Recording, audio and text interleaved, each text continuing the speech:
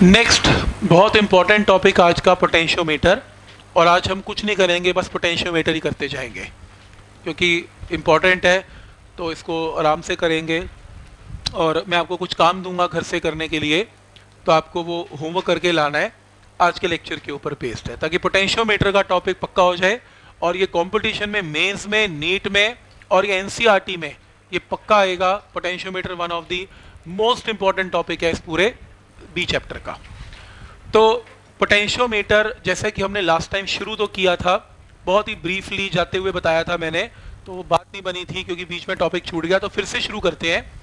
Potentiometer एक device है जो कि क्या मेजर करती है, एक अननोन पोटेंशियल डिफरेंस या ईएमएफ को मेजर कर सकती है। तो अगर आप ये देखना चाहते हो एक सेल के दो टर्मिनल्स में कितनी ईएमएफ है, पोटेंशियोमीटर की दो वायर्स को यहां आप लगा दो तो ईएमएफ आ जाएगी। या आप किसी भी रजिस्टर में करंट जा रहा है, उसमें पोटेंशियल डिफरेंस मेजर करना चाहते हो, पोटेंशियोमीटर आपको वहां का पोटेंशियल डिफरेंस भी मेजर करके बताएगा।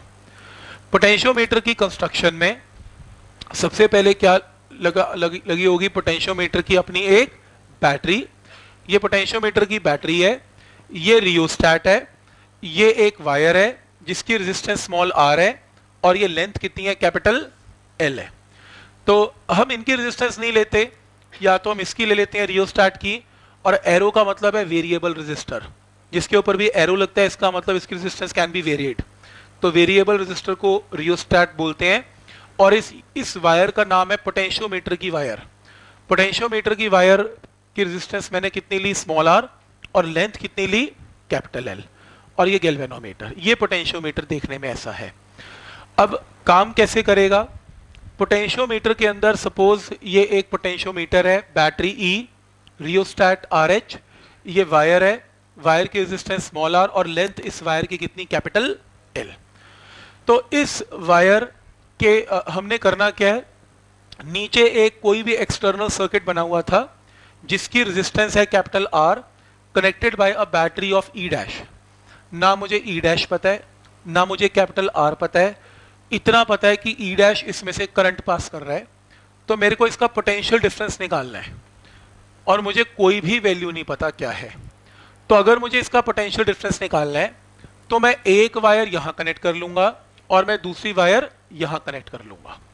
क्लियर है यहां तक? तो अगर मैं पोटेंशियोमीटर और उसके बाद क्या करूंगा, इस पॉइंटर को मूव करूंगा, ये पॉइंटर को जॉकी बोलते हैं, जॉकी मूव होगी।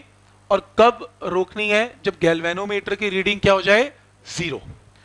अब गैल्वेनोमीटर की रीडिंग जीरो का मतलब क्या है, गैल्वेनोमीटर की रीडिंग जीरो का मतलब यह है कि अगर यहां का पोटेंशियल V1 है तो यहां का पोटेंशियल भी एग्जैक्टली सेम डेवलप हो गया, कितना, V1। तो पोटेंशियल डिफरेंस यहां पर क्या हो गया, जीरो, और करंट इस वायर में क्या हो गया, जीरो। गैल्वेनोमीटर की रीडिंग क्या आ गई, जीरो। क्लियर है यहां तक? तो पॉइंट समझ में आ रहा है यहां तक? तो तभी गैल्वेनोमीटर की रीडिंग जीरो आई जब इसमें कोई करंट नहीं जा रहा। अब ऐसा कब होगा, तो आपको ये समझ में आ रहा है कि यहां और यहां का पोटेंशियल जब एग्जैक्टली सेम हो जाएगा। तो अगर यहां का V1 है तो यहां का V1 है। तो अगर गैल्वेनोमीटर की रीडिंग यहां पर जीरो है और कोई भी करंट इसमें नहीं जा रहा, तो बाय डिफॉल्ट अंडरस्टूड है कि इसमें भी कोई करंट नहीं जाएगा। किसी ने पूछा वो क्यों भाई, यहां पे जीरो है, यहां पे थोड़ा ना जीरो है। एक वायर में जीरो का मतलब ये जरूरी थोड़ी ना है कि दूसरी वायर का भी जीरो होगा, दूसरी वायर का भी जीरो होगा। रीजन देखो, यहां से करंट आ रहा है, आप यहां से करंट इमेजिन कर लो कि चलो यहां से करंट जीरो नहीं हुआ, यहां से करंट आने दो, यहां करंट आ रहा है, यहां का करंट तो इसमें जा ही रहा है। बैटरी का क्या रूल है, बैटरी का ये रूल है कि जितना करंट यहां से निकलेगा, मान लो 2 एम्पियर करंट निकला तो 2 एम्पियर इसमें एंटर करेगा।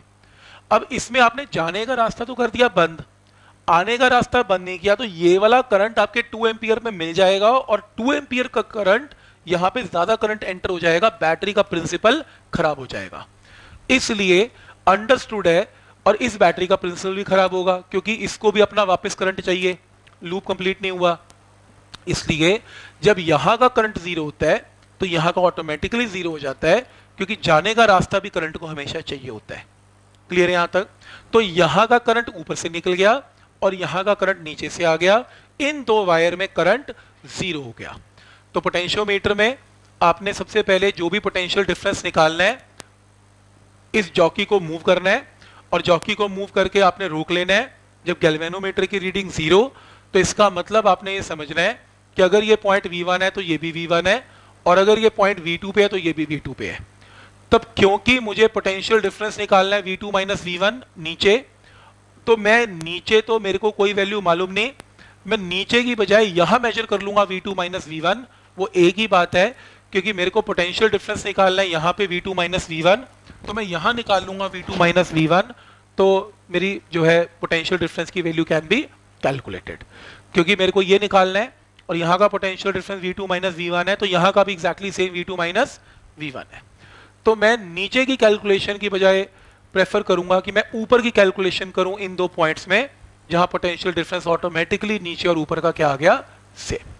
तो बैलेंसिंग लेंथ मान लो छोटा L है, तो मैं क्या करूंगा, इसमें करंट कितना जा रहा है, E divided by RH plus इस पूरी वायर की रेजिस्टर कितनी है, R। तो इस ऊपर वाले सर्किट का करंट आ गया।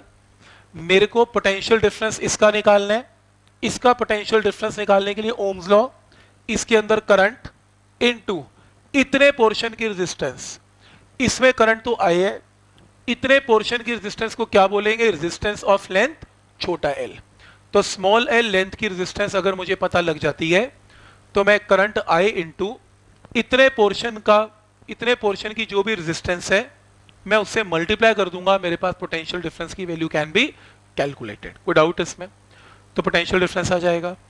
इसकी रेजिस्टेंस कैसे निकलेगी, इस पूरी वायर में रेजिस्टेंस यूनिफॉर्मली डिस्ट्रीब्यूटेड है। तो यूनिफॉर्मली का मतलब कि अगर पूरी वायर की लेंथ L है तो रेजिस्टेंस स्मॉल r है, अगर 1 है small r by capital L है, और अगर स्मॉल l है तो small r by capital L into small l है। तो रेजिस्टेंस आ गई।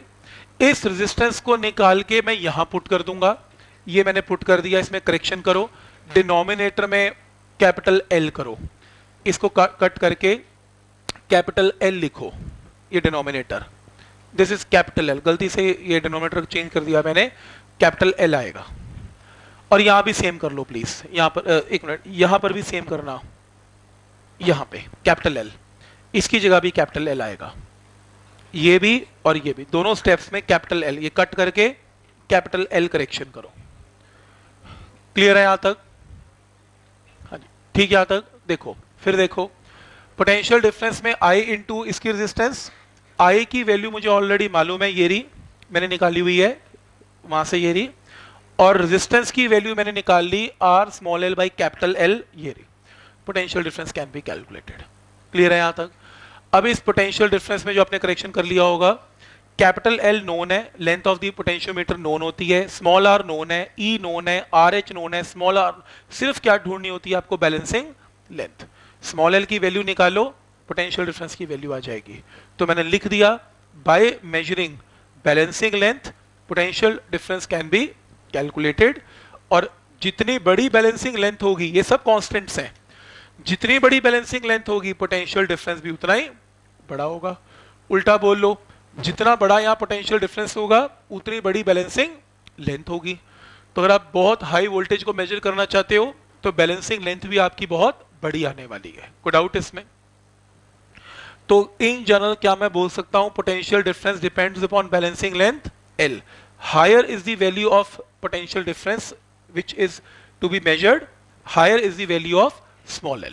तो पोटेंशियल डिफरेंस की वैल्यू अगर ज्यादा होगी तो बैलेंसिंग लेंथ भी ज्यादा होगी। कोई डाउट इसमें? तो पॉइंट समझ में आ रहा है कि कैसे पोटेंशियोमीटर काम करेगा। ठीक, अब जैसे कि मैंने लिखा, पोटेंशियल डिफरेंस किन्हीं भी दो पॉइंट्स में जो मेजर करना है वो बैलेंसिंग लेंथ के ऊपर डिपेंडेंट है, ये मैंने आपको बताया। क्योंकि पोटेंशियल डिफरेंस बैलेंसिंग लेंथ के ऊपर डिपेंडेंट है, V proportional to L, constant लगेगा K, K is equal to V by L। K का नाम क्या रखेंगे, पोटेंशियल ग्रेडियंट। पोटेंशियल ग्रेडियंट किसका, एक पोटेंशियोमीटर की वायर का, पोटेंशियोमीटर का नहीं, पोटेंशियोमीटर की वायर का, एक तार का होता है वायर का पोटेंशियल ग्रेडियंट। पोटेंशियल ग्रेडियंट क्या होता है, एक वायर में कितना पोटेंशियल डिफरेंस डेवलप हुआ डिवाइडेड बाय उसकी कितनी लंबी लेंथ है, रेशियो को क्या बोलते हैं, पोटेंशियल ग्रेडियंट। क्लियर है यहां तक? तो इसको मैं यूज करूंगा थोड़ी देर में, अभी देखना। ये जो पहले पेज पे जो थ्योरी लिखी वो मैंने अपनी तरफ से लिखी, मतलब बुक्स नॉर्मली ऐसा नहीं लिखती, बट मैं पोटेंशियोमीटर को ऐसा देखता हूँ, मुझे इजी लगता है और आसान लगता है, क्योंकि मेरे को लगता है कि ओम लॉ से काम चल गया। बुक्स अपना चैप्टर यहाँ से शुरू करती हैं। इस असाइनमेंट की स्टार्टिंग पे लिख सकते हो for NCERT, important for NCERT as well as competition. और बुकलेट में भी पोटेंशियोमीटर की सेम थ्योरी गिवन है, इस शीट में भी गिवन है, तो आप बुकलेट को रहने देना, इस शीट में से कर लेना। वैसे चाहे बुकलेट में से भी कर लोगे सेम ही मिलेगी, पर ये ज़्यादा बेटर है क्योंकि न्यूमेरिकल के साथ है, तो ये ज़्यादा बेटर है, आप यहीं से कर लेना बुकलेट की जगह। तो मैं पोटेंशियोमीटर के टॉपिक के लिए बुकलेट थ्योरी के लिए रेफर नहीं कर रहा हूँ, इसी को लिख रहा हूँ। तो चाहो तो बुकलेट के अंदर लिख सकते हो कि ये जो टॉपिक है is to be covered from hand written sheet, लिख देना बुकलेट में से जहाँ भी पोटेंशियोमीटर लिखा हुआ है टू बी, जो जहाँ से भी स्टडी करना है लिख देना, उसमें पॉइंटर लगा देना that to be revise from hand written sheet, लिख देना ताकि याद आ जाए कि हमने शीट में किया था।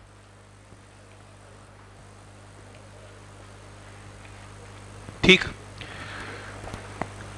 सो principle of potentiometer, principle of potentiometer ये है कि when a constant current flows through a wire of uniform cross sectional area, तो एक वायर है जिसका यूनिफॉर्म क्रॉस सेक्शन है, उसमें करंट जो है वो पास हो रहा है और एरिया चेंज नहीं हो रहा, यूनिफॉर्म वायर है, potential drop across any length of the wire is directly proportional to its length.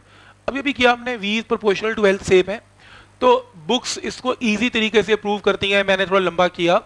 Books कहती हैं किसी भी वायर की कोई रेजिस्टर R होगी, उसका पोटेंशियल डिफरेंस V होगा, V इज IR, R क्या होता है rho L by A, for a given current, constant current, area constant, rho constant, potential difference depends upon length. तो कांस्टेंट का नाम क्या रखते हैं K का नाम है potential gradient V divided by L। तो ऐसे कर लो या वैसे कर लो, बात एक ही है, बस ये समझ में आना चाहिए कि पोटेंशियल डिफरेंस डिपेंड्स या is proportional to length of the wire जिनके बीच में पोटेंशियल डिफरेंस को हम निकाल रहे हैं। क्या ये स्टेप क्लियर है यहां तक? अब एप्लीकेशंस ऑफ पोटेंशियोमीटर, पोटेंशियोमीटर की 3 एप्लीकेशंस हैं। पहली, calculating the potential difference, obviously main काम इसका क्या है, कैलकुलेटिंग द पोटेंशियल डिफरेंस। तो पोटेंशियोमीटर पोटेंशियल डिफरेंस को मेजर करेगा, कैसे करेगा, ये पहला काम है। दूसरा काम, compare the EMF of 2 cells. अगर आपके पास 2 बैटरीज हैं, एक और दोनों की ईएमएफ आपको मालूम नहीं है, आप ये चेक करना चाहते हो कि कौन सी ईएमएफ बड़ी है और कौन सी छोटी है, तो आप उसकी रेशियो निकाल सकते हो E1 इज टू E2 की, उस रेशियो से अंदाजा हो जाएगा कि कौन सी ईएमएफ बड़ी है और कौन सी छोटी है। हालांकि पोटेंशियोमीटर की ईएमएफ की वैल्यू भी निकाल सकते हैं, वैसे आपकी नॉलेज के लिए बता दूं, ईएमएफ भी निकाल देगा, क्योंकि ईएमएफ होता क्या है, पोटेंशियल डिफरेंस ही तो होता है, तो ईएमएफ भी निकाल देगा और रेशियो भी निकाल देगा 2 बैटरीज की, कोई फर्क नहीं। और लास्ट है, पोटेंशियोमीटर इंटरनल रेजिस्टेंस की वैल्यू भी निकाल देगा। अगर आपके पास एक बैटरी है, उसकी इलेक्ट्रोलाइट है, आपको उसकी इंटरनल रेजिस्टेंस की वैल्यू निकालनी है स्मॉल r, तो स्मॉल r की वैल्यू भी वो आपको बता देगा कि अगर ये सेल की इंटरनल रेजिस्टेंस इस पे लिखी नहीं हुई पर आप चाहते हो इसको निकालना, तो पोटेंशियोमीटर की हेल्प से आप स्मॉल r को भी निकाल सकते हो। तो 3 एप्लीकेशन है जो आज हमने कवर करनी है। ठीक, सबसे पहले फर्स्ट एप्लीकेशन,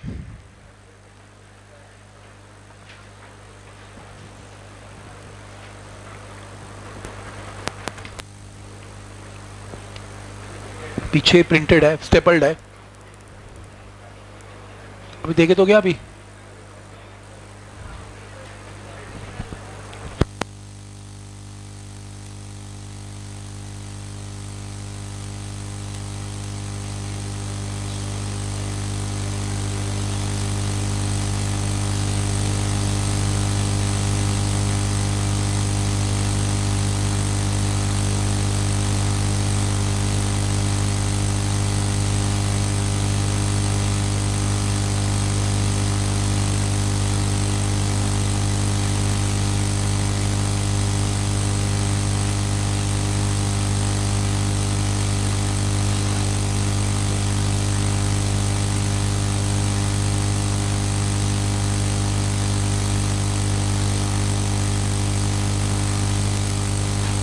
नेक्स्ट टाइम आपका स्लाइड वायर ब्रिज की एक थ्योरी की थी हमने, उसका टेस्ट है, वो क्वेश्चन दूंगा। दूसरा पोटेंशियोमीटर की थ्योरी का एक क्वेश्चन दूंगा जो आज करेंगे, ये वाली पोटेंशियोमीटर का न्यूमेरिकल नहीं। और तीसरा क्वेश्चन आएगा, तीसरा क्वेश्चन जो आज मीटर ब्रिज के न्यूमेरिकल किए उनमें से एक इस टाइप का न्यूमेरिकल। तो आप प्लीज़ इस पूरे लेक्चर को रिवाइज करके आएंगे जो आज हम करेंगे, तो नेक्स्ट टाइम आपने लिखना है ये, ठीक? क्योंकि प्रैक्टिस होगी नहीं तो थ्योरी आगे निकलती जाएगी, मुश्किल हो जाएगा, साथ साथ प्रैक्टिस करेंगे। टाइम कम है, 5 महीने आप गिन भी सकते हो। आज जुलाई स्टार्ट हो गया, जुलाई, अगस्त, सितंबर, अक्टूबर, नवंबर, दिसंबर।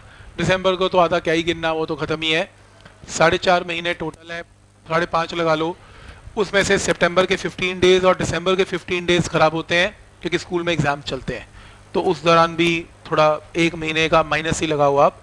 तो टाइम बहुत लिमिटेड है, तो साथ साथ +2 करते जाएं, क्योंकि मेंस वालों को ज़्यादा टेंशन है। क्योंकि मेंस में अगर आप पुराने पेपर्स देखें तो कई सेट में बिलीव में 19 क्वेश्चन +2 में से आए हुए हैं। 30 में से 18 क्वेश्चन +2 में से आ जाए, +2 भी बहुत अच्छे से हो जाए और +1 एक बार रिवाइज हो जाए, तो भी फर्स्ट अटेम्प्ट के अंदर बहुत बढ़िया स्कोर निकल सकता है। और फर्स्ट अटेम्प्ट में लोग तैयार भी नहीं होते, वैसे मैं बता दूं, कम रेडी होते हैं। मतलब ऑल ओवर इंडिया लोगों की तैयारी, कम टाइम है ना, बहुत कम टेन्योर हो रहा है ये। तो जो लोग सही टाइम पे सिलेबस को रिवाइज करके एक एवरेज स्कोर भी ले जाएंगे, उनका परसेंटाइल पहले अटेम्प्ट में हाई ही आएगा। सेकेंड अटेम्प्ट में परसेंटाइल निकालना ज़्यादा मुश्किल है, क्योंकि हर कोई प्रिपेयर हो जाता है मेंटली सेकेंड अटेम्प्ट के लिए, और फिर बोर्ड के पेपर में वो खूब तैयारी भी करके आता है बोर्ड्स की, तो फिर कंपटीशन हर कोई करता है, तो उसमें थोड़ा सा मुश्किल रहता है। फर्स्ट अटेम्प्ट को क्रैक करना ज़्यादा ईजी है मेरे हिसाब से। तो लोग तैयार ही नहीं है ना, अब आधी जनता तो यहाँ बातें मार रही है, देखो लेक्चर जितना इंपॉर्टेंट चल रहा है फिर भी बातें कर रहे हैं, तो अब किस किस को आप बोलोगे, है ना? तो प्लीज चुप हो जाए जो बात कर रहे हैं। तो एप्लीकेशन ऑफ पोटेंशियोमीटर में calculating the potential difference. Potential difference देखो कैसे निकलेगा। सपोज करो ये आपके पास ईएमएफ है और ये एक रियोस्टैट है, और ये क्या है, एक रेजिस्टेंस है, और इस एक वायर है जिसकी रेजिस्टेंस स्मॉल एल है और लेंथ इसकी कैपिटल एल है। अब क्योंकि मेरे को नीचे का सर्किट गिवन है और मुझे यहाँ का पोटेंशियल डिफरेंस निकालना है, मैं सेम थ्योरी फिर से लिख के लाया हूँ ताकि एकदम सीक्वेंस बन जाए इसका। मुझे यहाँ पोटेंशियल डिफरेंस निकालना है, तो मैं बैलेंस करूंगा, गैल्वेनोमीटर की रीडिंग 0 आएगी, बैलेंसिंग लेंथ एल आएगी, इसका करंट इसमें, इसका करंट इसमें, इसका करंट क्या होगा, E divided by R H plus small R. ठीक, सेम चीज है, कोई नई चीज नहीं है। तो यहाँ का पोटेंशियल डिफरेंस क्या होगा, जितना यहाँ पर होगा, तो करंट हमने निकाल लिया, गैल्वेनोमीटर की रीडिंग 0 आ गई, बैलेंसिंग लेंथ एल आ गई, तो यहाँ का और यहाँ का पोटेंशियल डिफरेंस सेम है। यहाँ का पोटेंशियल डिफरेंस क्या होगा, Ohm's law, I into resistance of length small L, right? तो potential difference is equal to E, current हमें पता है, रेजिस्टेंस ऑफ स्मॉल एल क्या होगा, अगर टोटल लेंथ एल है तो रेजिस्टेंस आर है, 1 है तो आर बाई एल है, स्मॉल एल है तो R by L into small L है। तो यहां पर आप रेजिस्टेंस को पुट कर सकते हो, करंट आपको पता है, पोटेंशियल डिफरेंस की वैल्यू आ गई। मैंने फिर से लिखी है थ्योरी, वैसे पहले पेज में भी एग्जैक्टली सेम ही चीज थी। क्लियर है यहां तक? अब बुक्स के अंदर नॉर्मली ये मेथड लिखा नहीं होता, हालांकि मेथड बिल्कुल एब्सोल्युटली करेक्ट है, बट कई बार जो एनसीईआरटी है या आप रेफरेंस बुक देखेंगे उसमें मेथड नंबर 2 लिखा हुआ है। कोशिश कर लें, अगर प्रूफ आता है तो मेथड नंबर 2 से कर लें, अगर भूल जाए तो मेथड नंबर 1 भी एब्सोल्युटली करेक्ट है, कोई प्रॉब्लम नहीं है। तो बुक्स में ऐसे लिखा हुआ है कि जब आप, क्योंकि बुक्स क्या करती हैं, वो प्रिंसिपल यूज करना पसंद करती हैं पोटेंशियोमीटर का, और पोटेंशियोमीटर का प्रिंसिपल ये बोलता है कि यहां पर जो पोटेंशियल डिफरेंस होगा V, वो किसके प्रोपोर्शनल है, यहां की बैलेंसिंग लेंथ L, तो V प्रोपोर्शनल टू L और सम कांस्टेंट इनटू L, उस कांस्टेंट को क्या बोलते हैं, पोटेंशियल ग्रेडियंट। तो आपने इतने पोर्शन का पोटेंशियल ग्रेडियंट निकाल लिया V डिवाइडेड बाय L। कोई डाउट इसमें? इक्वेशन नंबर 1 क्लियर है? ठीक है यहां तक? अब एक काम करते हैं, आप A B portion of wire consider करो। कहां से कहां तक, ए से लेके बी तक। A B portion of wire का मतलब है यहां से लेके यहां तक पूरी वायर ऑफ पोटेंशियोमीटर। तो ए से लेके बी तक पूरी वायर में आप ये बताओ कि पोटेंशियल डिफरेंस कितना है। A B portion of wire लिया, पोटेंशियल डिफरेंस अगर मैं पूछूं तो आप ओम्स लॉ लगा दो। ओम लॉ क्या बोलता है, कि ए बी पोर्शन का potential difference is equal to current I into पूरी वायर की रेजिस्टेंस जो कि कितनी है, स्मॉल आर। तो क्या लिखेंगे, आई इंटू स्मॉल आर। कोई डाउट इसमें? तो हाँ, वो अलग बात है कि आप ये सोच रहे होंगे कि ए बी वायर को कंसिडर क्यों कर रहे हैं, क्योंकि इसकी रिक्वायरमेंट नहीं है, रिक्वायरमेंट तो सिर्फ स्मॉल एल पोर्शन की है। 2 मिनट देखते हैं। तो A B portion of wire में potential difference I into small R, I तो हमें पता है into small R, potential difference पूरी वायर का आ गया। फिर एक बार A B portion of wire लो और प्रिंसिपल ऑफ पोटेंशियोमीटर लगाओ। प्रिंसिपल ऑफ पोटेंशियोमीटर क्या कहता है कि पूरी वायर का पोटेंशियल डिफरेंस उसकी लेंथ के ऊपर डिपेंडेंट होगा, जो कि कितनी है, कैपिटल एल, और सम कांस्टेंट इनटू के। उस कांस्टेंट को क्या बोलते हैं, पोटेंशियल ग्रेडियंट। तो आपने पूरी वायर ए बी का पोटेंशियल डिफरेंस 2 तरीके से निकाला, एक ये तरीका, एक ये तरीका।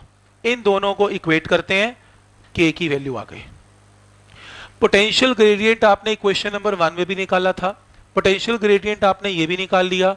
पोटेंशियल ग्रेडियंट चेंज नहीं होता फॉर अ गिवन वायर, तो इन दोनों को इक्वेट कर लो। 1 इज इक्वल टू 4, ये मैंने इक्वेट कर लिया, एल राइट साइड पे चला गया, आंसर वही आ गया जो मेथड नंबर 1 में 2 लाइन में आ गया था। मेथड 1 थोड़ा छोटा मेथड है, मेथड जो 2 है थोड़ा सा लंबा मेथड है, बाय यूजिंग पोटेंशियल ग्रेडियंट। 1 में मार्क्स मिलेंगे, अगर मैं टीचर हूंगा मैं तो कर दूंगा, दे दूंगा। अब कोई और होगा जिसने वो रट्टा ही मार रखा है कि मैं तो पोटेंशियल ग्रेडियंट ही करके छोड़ूंगा, बाकी मेथड मेरे को आता ही नहीं, अब उसका मैं क्या कर सकता हूँ, बता यार।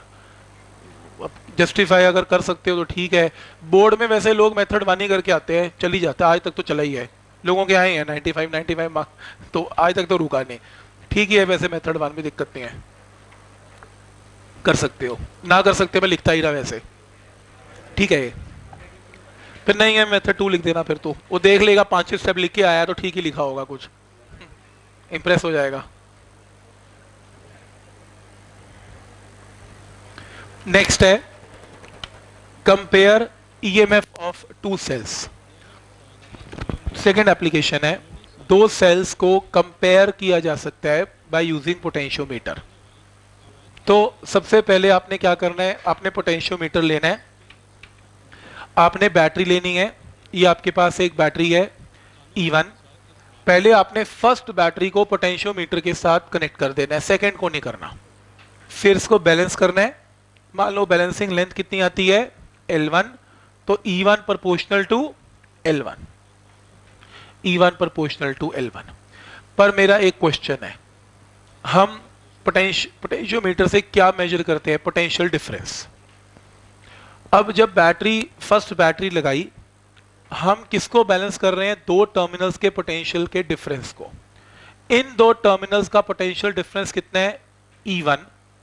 मेरा एक क्वेश्चन है कि क्या इस बैटरी में से कोई करंट बाहर निकल रहा है, यस कि नो। क्या इस बैटरी में से करंट बाहर निकल रहा है जब आप मेजर कर रहे हो इसकी पोटेंशियल डिफरेंस को? कितने लोग बोलते हैं नहीं, कितने लोग बोलते हैं हाँ।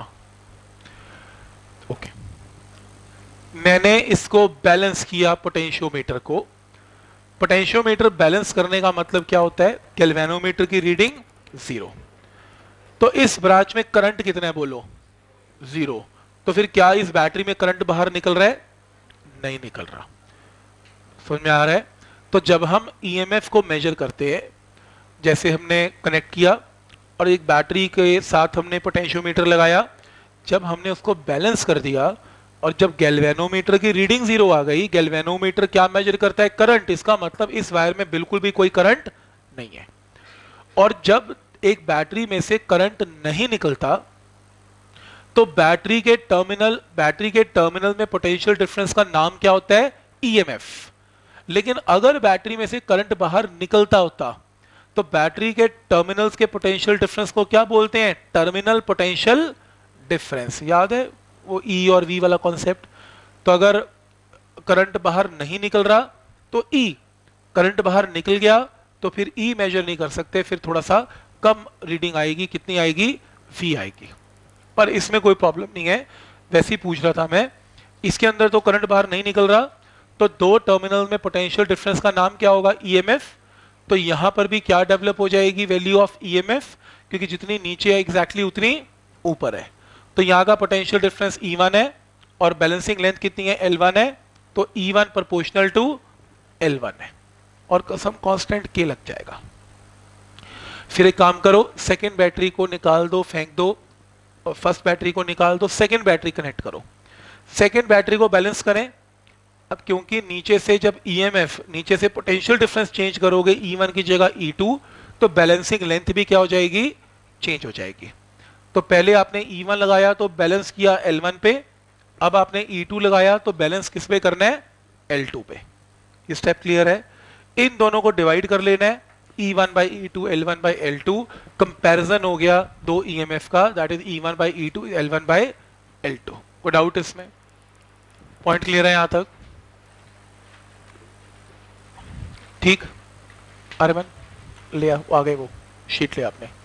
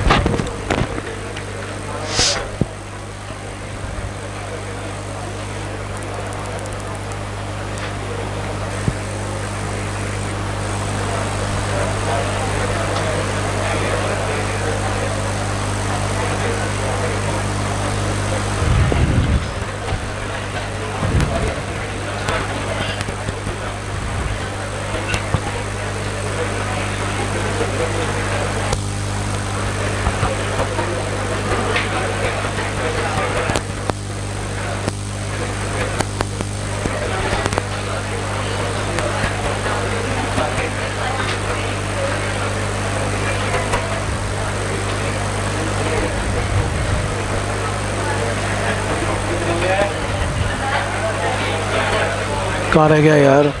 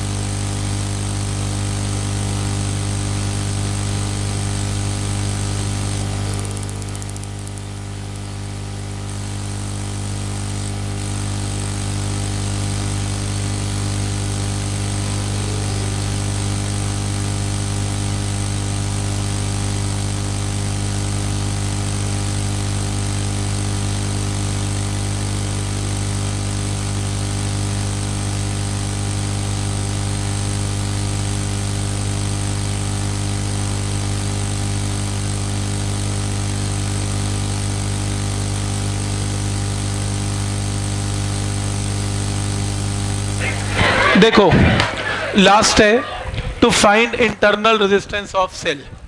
तो इंटरनल रेजिस्टेंस ऑफ सेल निकालने के लिए काम करेंगे। सबसे पहले आप एक बैटरी लेंगे नीचे जिसकी आपको इंटरनल रेजिस्टेंस निकालनी है स्मॉल आर, और एक एक्सटर्नल रेजिस्टेंस कैपिटल आर और एक स्विच एस। सबसे पहले केस नंबर 1, आपने स्विच एस को ओपन रखना है, दबाना नहीं, यूज नहीं करना, इस सर्किट को ऑन नहीं करना। तो आपने स्विच एस को ओपन रखा और आपने इसको बैलेंस करने की कोशिश की। पोटेंशियोमीटर की बैलेंसिंग लेंथ आ गई, गैल्वेनोमीटर की रीडिंग क्या आ गई? 0। सबसे पहले मुझे ये बताओ कि इस बैटरी में से क्या कोई करंट अब बाहर निकलेगा? पहले तो नहीं निकल रहा था, अब निकल सकता है? बैटरी में से निकल सकता है बाहर? यस कि नो? नो। वो क्यों? क्योंकि स्विच ओपन है। तो जाएगा कैसे करंट? यहां पे आपने सर्किट क्लोज नहीं किया तो नीचे से करंट बाहर नहीं आएगा, ऊपर से वैसे ही नहीं आ सकता क्योंकि मैंने इसको क्या किया हुआ है? बैलेंस। तो ऊपर से गैल्वेनोमीटर की रीडिंग वैसे ही 0 है, ऊपर जा नहीं सकता, नीचे जाने नहीं दे रहे, तो बैटरी में से कोई करंट बाहर नहीं निकलेगा। तो दो टर्मिनल्स ऑफ बैटरी के बीच में पोटेंशियल डिफरेंस को हम क्या नाम देंगे? ईएमएफ। क्योंकि इसमें से कोई करंट बाहर नहीं आया तो टर्मिनल्स के पोटेंशियल डिफरेंस का नाम ईएमएफ। तो इसकी ईएमएफ ई, अगर यहां ई तो ऊपर भी डेवलप हो जाएगी वैल्यू ई, क्योंकि जो यहां पर वी होता है वही वी यहां हो जाता है, मैंने डिस्कस करके बताया था अभी। तो जो ई होगा वो किसके प्रोपोर्शनल होगा? Length L1। तो फर्स्ट स्टेप क्लियर है। पर जैसे ही आपने स्विच एस को क्लोज कर दिया तो बैटरी में से करंट निकल के नीचे से अब जाएगा और आप ब्रिज को बैलेंस करोगे पोटेंशियोमीटर को। नो डाउट ऊपर तो नहीं जाएगा, नीचे तो जाएगा। तो बैटरी में से करंट निकलना स्टार्ट हो गया। तो अब जो यहां पर पोटेंशियल डिफरेंस होगा बैटरी का, उसका नाम अब ई नहीं होगा, उसका नाम अब वी होगा। पॉइंट समझ में आ रहा है? क्योंकि अब आप इसको ई नहीं बोल सकते हो, इसमें से करंट अब निकलना शुरू हो गया तो पोटेंशियल डिफरेंस का नाम क्या है? वी। तो ऊपर भी क्या डेवलप हो जाएगा? वी। अब क्योंकि पोटेंशियल डिफरेंस चेंज हुआ तो बैलेंसिंग लेंथ भी चेंज हो गई। तो ई के कॉरस्पॉन्डिंगली बैलेंसिंग लेंथ L1 थी, अब वी के कॉरस्पॉन्डिंगली बैलेंसिंग लेंथ L2 हो गई। तो ये दो इक्वेशन सबको क्लियर है। स्विच जब ओपन है तो फिर तो ई आएगा, स्विच क्लोज है तो वी आएगा। स्विच ओपन है तो बैलेंसिंग लेंथ L1 आएगी, क्लोज करने पे L2 आएगी। ठीक, इन्हें डिवाइड करेंगे तो ये आएगा। और हमने इंटरनल रेजिस्टेंस का फॉर्मूला किया था स्मॉल आर का, अगर आपको याद हो, E by V minus 1 into capital R. E by V की वैल्यू कितनी है? L1 बाई L2, और यहां पर वैल्यू पुट किया और हमने स्मॉल आर की वैल्यू कैन बी कैलकुलेटेड। कोई डाउट इसमें? तो स्मॉल आर कैसे निकलेगा L1 L2 की टर्म में? क्लियर है? मोल क्लियर है? ठीक नहीं मैं ठीक, पॉइंट समझ में आ गया यहां तक? नेक्स्ट है सेंसिटिविटी।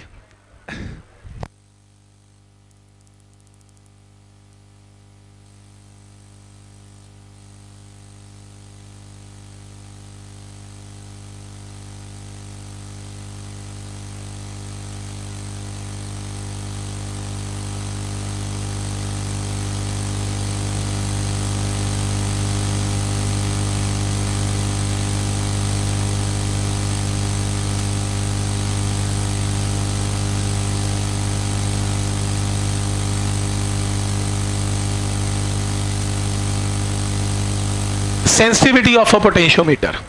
पोटेंशियोमीटर की सेंसिटिविटी के ऊपर एनसीईआरटी में क्वेश्चन आता है। तो एनसीईआरटी में कॉन्सेप्चुअल प्रॉब्लम आता है, what is sensitivity of a potentiometer and how can you increase और decrease the sensitivity of a potentiometer. Sensitive हम कहते हैं यार ये बंदा बड़ा सेंसिटिव है, इसको कुछ भी बात कह लो यार, इसे दिल पे लगा लेता है बात, यानी कि छोटी छोटी बातें दिल पे लगाता है, सेंसिटिव है। ऐसी पोटेंशियोमीटर सेंसिटिव है, यानी कि छोटी छोटे पोटेंशियल डिफरेंस को भी मेजर कर सकता है। तो अच्छी बात है ना, पोटेंशियोमीटर सेंसिटिव होना अच्छी बात है। तो जितना सेंसिटिव होगा पोटेंशियोमीटर, उतनी छोटी सी छोटी वैल्यू को भी पोटेंशियल डिफरेंस को मेजर कर सकेगा। क्लियर है यहां तक? तो सेंसिटिविटी ऑफ अ पोटेंशियोमीटर में, potentiometer is sensitive if it is capable of measuring small potential difference, कि अगर छोटे से छोटा पोटेंशियल डिफरेंस मेजर कर पाए, सेंसिटिव है। और दूसरा, it shows significant change in balancing length for a small change in potential difference being measured. तो अगर आप थोड़ा सा भी पोटेंशियल डिफरेंस मेजर करना चाहते हो, मान लो 0.01 वोल्ट, और सपोज करो आपकी जो जॉकी मूव ही नहीं कर रही बैलेंसिंग लेंथ, क्योंकि पोटेंशियल बहुत छोटा है, क्योंकि हमने डिस्कस किया था प्रिंसिपल ऑफ पोटेंशियोमीटर में कि अगर छोटी वैल्यू होगी पोटेंशियल डिफरेंस की तो बैलेंसिंग लेंथ भी छोटी होगी, और अगर पोटेंशियल डिफरेंस बड़ा होगा बैलेंसिंग लेंथ बड़ी होगी। देखो बड़ी वैल्यू को तो मेजर कर ही रहा है, छोटी वैल्यू 0.01 वोल्ट है तो बैलेंसिंग लेंथ में हो सकता है वो मूव ही ना करे सेंटीमीटर में, तो मेजर क्या करोगे, लैब में खड़े होगे, तो कम से कम कुछ बैलेंसिंग लेंथ शो करेगा तभी कुछ न्यूमेरिकल सॉल्व होगा। तो इसलिए छोटी वैल्यू ऑफ पोटेंशियल डिफरेंस पे भी ठीक ठाक बैलेंसिंग लेंथ वो शो करेगा, यानी कि एक अच्छा और सेंसिटिव पोटेंशियोमीटर है। क्लियर है यहां तक? अब ये इंपॉर्टेंट है, smaller the potential gradient greater is the sensitivity. तो क्वेश्चन आएगा how can you increase the sensitivity of a potentiometer, तो आप बोलेंगे by decreasing the value of potential gradient. तो sensitivity can be increased by reducing potential gradient. This can be done in two ways. तो इसका potential gradient को देखो हम क्या करेंगे, potential gradient कम होगा तो बढ़िया पोटेंशियोमीटर बनेगा, सेंसिटिविटी हाई आएगी। पोटेंशियल ग्रेडियंट की ये वैल्यू है। पहला पॉइंट है for a given potential difference, given का मतलब for a constant potential difference. अगर पोटेंशियल डिफरेंस कांस्टेंट है, आप एक काम करें लेंथ को बढ़ा दें, लेंथ बढ़ेगी तो के कम होगा, के कम होगा तो सेंसिटिविटी बढ़ेगी। पहला पॉइंट क्लियर है, फॉर अ गिवन पोटेंशियल का मतलब कांस्टेंट पोटेंशियल के लिए लेंथ इंक्रीज करेंगे तो के कम हो जाएगा, पहला पॉइंट। दूसरा point, for a potentiometer wire of fixed length, अगर आपकी लेंथ चेंज नहीं हो रही, एल कांस्टेंट है, तो आप V को कम करें ताकि K क्या हो जाए, कम। और V कैसे कम होता है, V क्या होता है I इंटू आर। V कैसे कम होगा, आप अपने सर्किट में करंट को कम रखें। करंट कम करने का तरीका क्या रहेगा, रियोस्टैट को बढ़ा दे, क्योंकि higher is the value of rheostat उतना ही कम करंट होगा सर्किट में, और अगर करंट कम होगा तो V कम होगा, V कम होगा तो K कम होगा, K कम होगा तो सेंसिटिविटी बढ़ेगी। तो दो पॉइंट्स क्लियर है यहां तक। तो ये CBSE NCERT में आ जाते हैं बोर्ड्स में कि सेंसिटिविटी को कैसे चेंज की जा सकती है, ठीक है, काम आएंगे। और 49th sheet hand written, 49th sheet examples of potentiometer. देखो पोटेंशियोमीटर के एग्जाम्पल, फर्स्ट एग्जाम्पल है, सपोज आपके पास एक पोटेंशियोमीटर है, पोटेंशियोमीटर का के वो कह रहा है कांस्टेंट है, के तो वैसे ही कांस्टेंट होता है, पोटेंशियल ग्रेडियंट कांस्टेंट ही होता है। नल 0.4, वैसे तो पता है क्या हुआ, ये न्यूमेरिकल ना बड़ा था तो मैंने इसको थोड़ा छोटा कर दिया, वो ये बोलना चाहता था, न्यूमेरिकल स्टेटमेंट बता सकता हूं। फॉर अ गिवन अरेंजमेंट, ये पूरा अरेंजमेंट फिगर देखते हुए, जब आपने पोटेंशियोमीटर की वायर इन दो बैटरीज में कनेक्ट की, क्वेश्चन था इन दो बैटरीज में कनेक्ट करने पे बैलेंसिंग लेंथ आई 120 सेंटीमीटर, और जब आपने इनमें कनेक्ट किया दो वायर्स को तो बैलेंसिंग लेंथ कितनी आई, 300 सेंटीमीटर। लेकिन क्योंकि मैं स्टेटमेंट पूरी लिख नहीं पाया तो मेरे को लिखना पड़ा कि बैलेंसिंग पॉइंट फॉर ये दो बैटरीज उल्टी कनेक्टेड हैं, देखो प्लस माइनस माइनस प्लस, और ये सीधी कनेक्टेड है सीरीज में, प्लस माइनस प्लस माइनस। जब बैटरी सीधी कनेक्टेड होती हैं तो ईएमएफ नेट क्या आती है, E1 प्लस E2, और जब उल्टी कनेक्टेड होती हैं तो E1 माइनस E2। तो वो ये बोलना चाहता है कि पोटेंशियोमीटर की वायर्स को जब इनके क्रॉस कनेक्ट किया तो नेट ईएमएफ बोलो कितनी है, E1 माइनस E2। तो बैलेंसिंग लेंथ नेट ईएमएफ की वजह से क्या आया, 120। और जब मैंने इन दोनों को कनेक्ट किया, इसको हटा दिया, तो E1 प्लस E2, तो E1 प्लस E2 का बैलेंसिंग लेंथ 300 आ गया।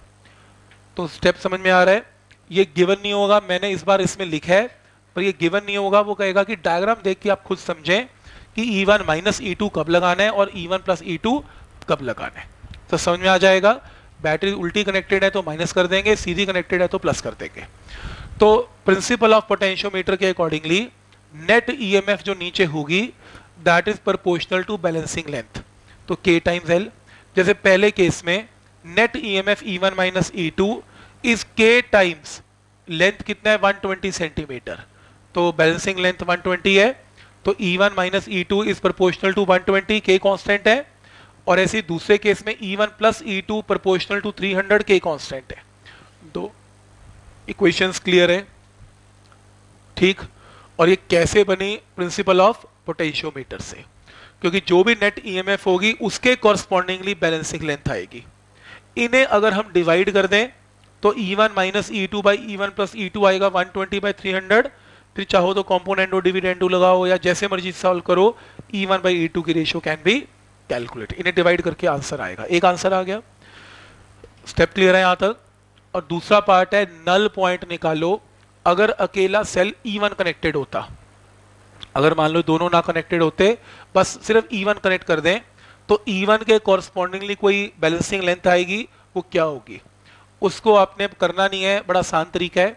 इन्हें साइमल्टेनियसली सॉल्व कर लें, क्योंकि E1 माइनस E2 पता है, E1 प्लस E2 पता है। इन्हें सॉल्व करके E1 आएगा 210 के और E2 आएगा 190 के। करो इसे, 120 नहीं 90 के आएगा, करेक्शन है। E2 आएगा 90 के।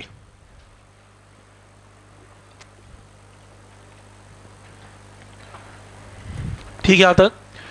तो अब मेरे को पता है कि E1 की वैल्यू कितनी आ गई, K टाइम्स 210। 210 के का मतलब K इंटू 210। और मुझे पता है कि E1 is proportional to balancing length, क्योंकि अगर K हट जाएगा तो प्रोपोर्शनल आ जाएगा। इसका मतलब बैलेंसिंग लेंथ, ये टर्म क्या होती है? This is the balancing length. तो सॉल्व करने की जरूरत ही नहीं है, पता लग रहा है कि बैलेंसिंग लेंथ क्या है इसमें, 210 सेंटीमीटर। पॉइंट समझ में आ रहा है कि ये जो अगर इस टाइप की क्वेश्चन गिवन हो, ये कांस्टेंट के साथ, पोटेंशियल ग्रेडियंट के साथ, तो E is proportional to length होता है, और L का मतलब क्या होता है? Balancing length. तो इटसेल्फ 210 सेंटीमीटर आपकी बैलेंसिंग लेंथ आएगी। क्या ये स्टेप सबको क्लियर है? तो आप एक काम करो, सेकेंड न्यूमेरिकल पढ़ो, बिल्कुल सेम टू सेम है ऑलमोस्ट, पर आप प्लीज स्टेटमेंट को खुद पढ़ो एक बार।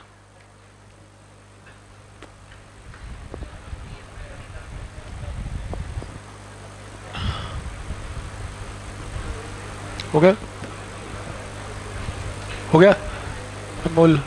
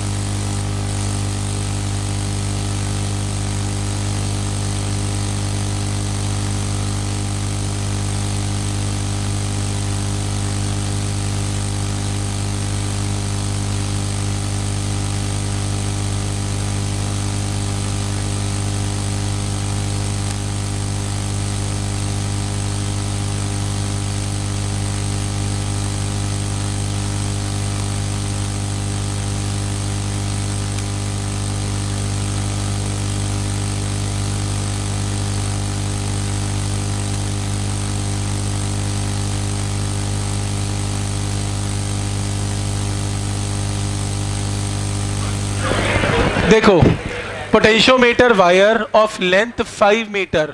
पोटेंशियोमीटर वायर किसे बोलते हैं? ये तार को बोलते हैं। यहां लिख लिया करो साइड पे 5 मीटर, ताकि ना पता लग जाए कि साइड पे 5 मीटर है। उसके बाद and two cells are connected with same polarity. Same polarity का मतलब सीधे कनेक्टेड है, ऑपोजिट पोलैरिटी का मतलब उल्टे कनेक्टेड है। जब दो सेल्स सीधे कनेक्टेड है E1 प्लस E2, जब उल्टे कनेक्टेड है E1 माइनस E2।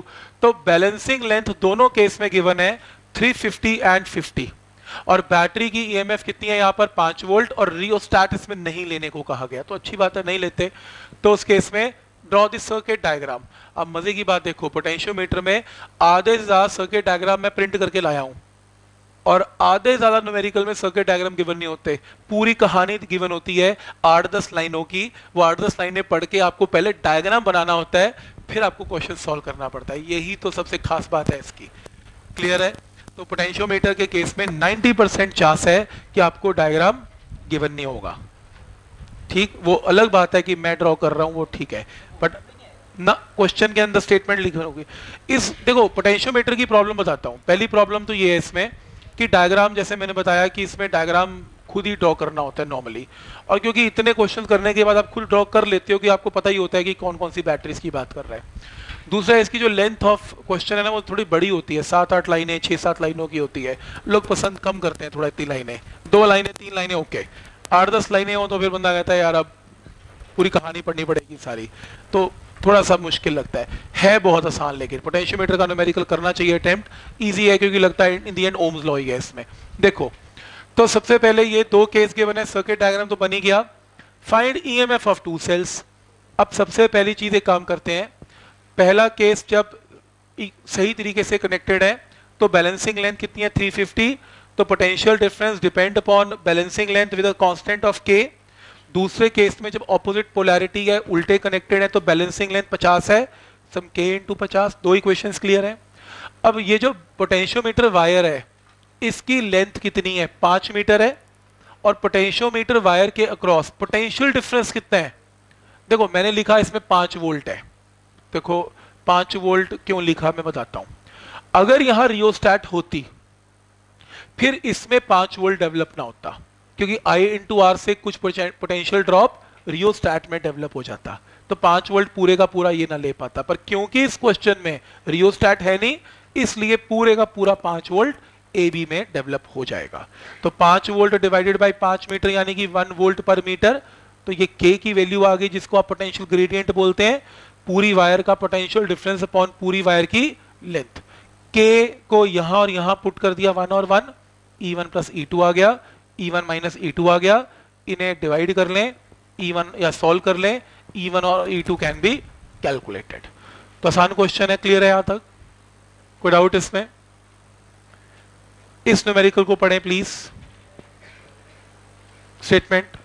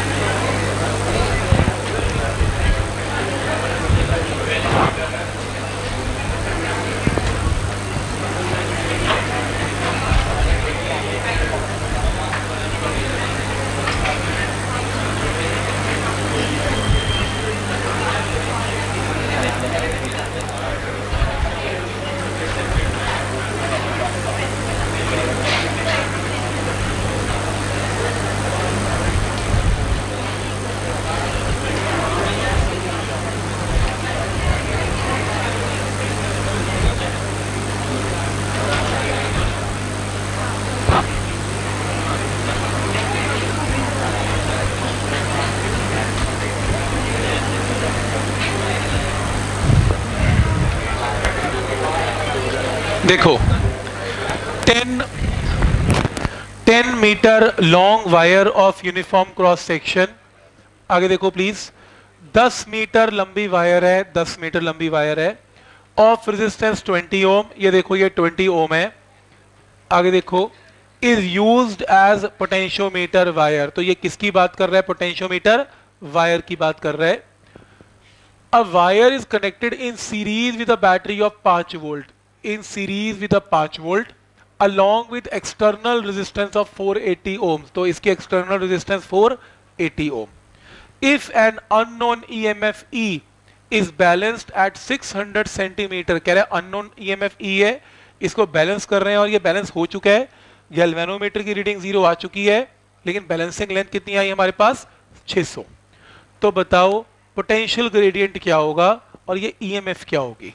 क्योंकि ये बैलेंस्ड है तो गैल्वेनोमीटर की रीडिंग 0 है, बैटरी अपना कोई करंट नहीं निकाल रही, तो दो टर्मिनल में पोटेंशियल डिफरेंस E है, तो इन दो टर्मिनल में भी एग्जैक्टली E है। तो E potential difference is equal to I into resistance of length 600 ohm. Law इतने पोर्शन पे लगाएं तो ठीक लिखा मैंने, E इज I, ये जो भी EMF E है, E is I, current I into resistance of length 600, और करंट I कितना है इसमें 5 डिवाइडेड बाय 480 प्लस इस पूरी वायर की रेजिस्टेंस कितनी है 20, तो करंट आ गया। करंट को यहां पुट कर दिया, रेजिस्टेंस 600 की निकाल लेते हैं, टोटल लेंथ 10 मीटर है तो 1000 सेंटीमीटर की रेजिस्टेंस 20 ओम है, यूनिट लेंथ कितनी है 600 की इतनी है 12, तो 12 को यहां पुट करेंगे तो आपके पास करंट इनटू आर क्या आ जाएगा, E की वैल्यू आ जाएगी। ओम लॉ लगाना है, नीचे और ऊपर का पोटेंशियल डिफरेंस सेम करके I इनटू आर, दैट्स इट। कोई डाउट इसमें? एक पार्ट और है इसमें, पोटेंशियल ग्रेडियंट निकालना जरा, K की वैल्यू इसमें क्या होगी, आपको इसमें पोटेंशियल ग्रेडियंट भी निकालना है, क्या होगा K।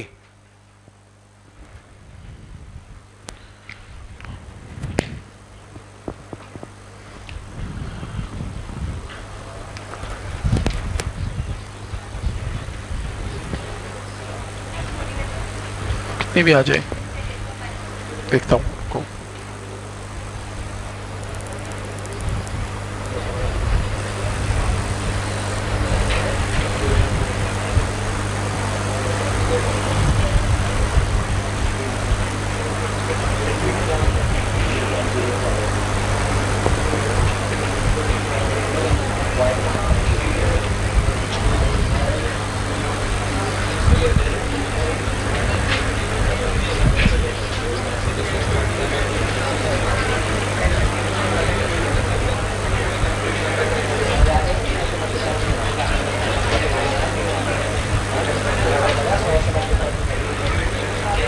देखो K का मतलब है potential difference divided by length.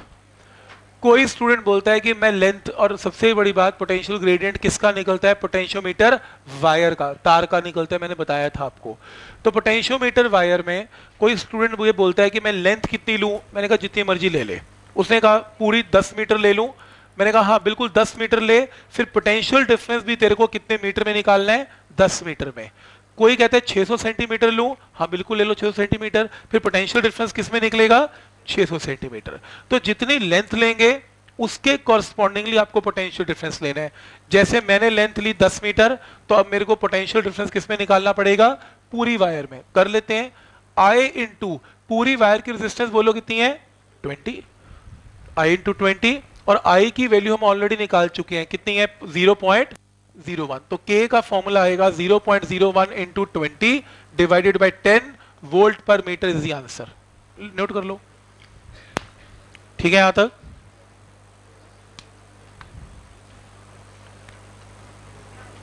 ठीक,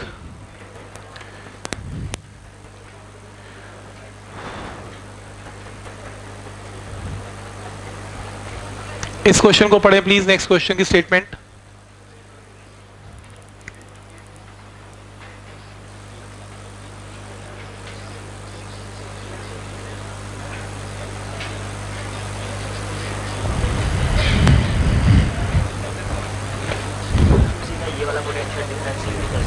कर लो कर लो, मैं तो बोल ही रहा हूं। न्यूमेरिकल पढ़ना प्लीज, स्टेटमेंट पढ़ो ध्यान से।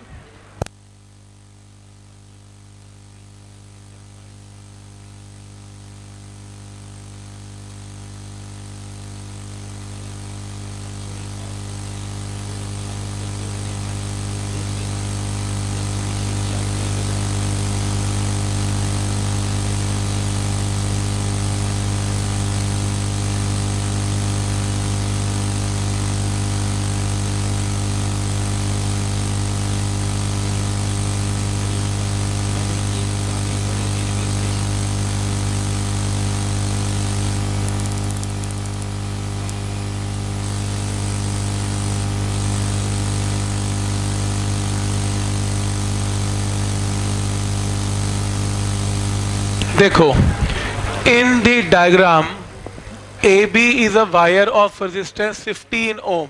तो मेरे ख्याल से ये समझ में आ रहा है, ये समझ में आ रहा है कि 15 ओम की वायर है और जिसकी लेंथ कितनी है, 1 मीटर है।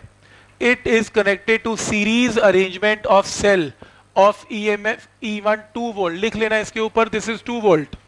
E1 की वैल्यू नोट करो डायग्राम में, 2 volt and negligible internal resistance and a resistor of R। तो 2 वोल्ट के साथ R कनेक्टेड है। आगे, terminal A is also connected to a cell of EMF E2 75 millivolt. E2 given है 75 millivolt और balancing length 75 के correspondingly कितनी आती है, 30। तो आपको R निकालना है। ये क्वेश्चन नंबर 2 है। अगर E2 चेंज करें तो नई बैलेंसिंग लेंथ निकालो, इसको बाद में करेंगे, अभी यहीं तक पढ़ते हैं। तो मेरे को ये समझ में आता है कि अगर ये E2 है तो और ये बैलेंस्ड है, तो अगर ये E2 तो यहां पर भी क्या डेवलप हो जाएगा, E2, और E2 is equal to current I into resistance of length 30 centimetre. Ohm law लगा देते हैं। तो अगर ये E2 है तो ये भी E2, तो E2 is equal to I into resistance of length 30 centimetre. E2 क्योंकि 75 मिली वोल्ट है तो इसकी जगह 75 इंटू 10 की पावर -3। करंट हम निकाल लेते हैं। करंट क्या होगा, 2 volt divided by R plus इसकी रेजिस्टेंस कितनी है, 15। तो 2 divided by R plus 15 current आ गया। और रेजिस्टेंस 30 सेंटीमीटर की कैसे निकलेगी, पूरी 1 मीटर का मतलब 100 सेंटीमीटर की रेजिस्टेंस 15 है, तो 1 की 15/100 है और 30 सेंटीमीटर की 45/30 है। सॉल्व करके R can be calculated. Point समझ में आ रहा है। तो हर का सोल्यूशन वही निकल के आ रहा है, ओम्स लॉ। नीचे और ऊपर का पोटेंशियल डिफरेंस सेम करके ऊपर ओम लॉ लगाएंगे, आंसर आएगा।